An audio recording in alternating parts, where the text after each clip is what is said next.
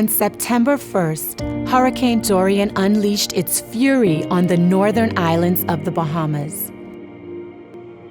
This sustained Cat 5 storm lashed the islands of Abaco and Grand Bahama for more than 36 hours, producing unimaginable wind, rain, and more than a 9-meter storm surge, the likes of which we have never seen.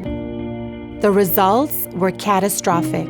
Most homes and businesses were destroyed. A still unknown number of Bahamians lost their lives. And now more than 70,000 citizens are displaced.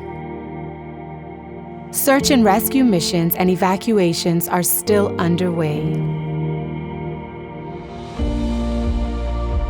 To date, the immediate global response has been remarkable, but the effort to rebuild will take years and the cost will reach into the billions.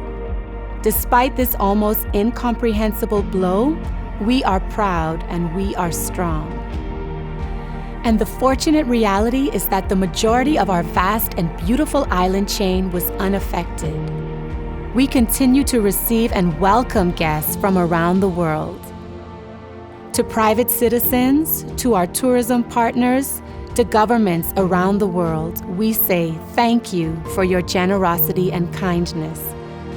We profoundly appreciate all that you've done and continue to do. Our grateful nation needs your continued support in two important ways. The first is aid. Your generous donations of money, supplies, or materials will help us rebuild these beautiful islands. We encourage you to visit bahamas.com/relief for up-to-date information about our most urgent needs. The second is sharing our story. Of our 16 unique island destinations, 14 remain as warm and as welcoming as ever before. Help us by informing, educating, and encouraging your citizens that the best way to help the Bahamas is by traveling to the Bahamas.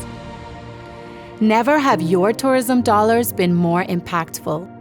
Together we will rebuild, sustained and inspired by our country's motto, forward, upward, onward, together. #BahamasStrong.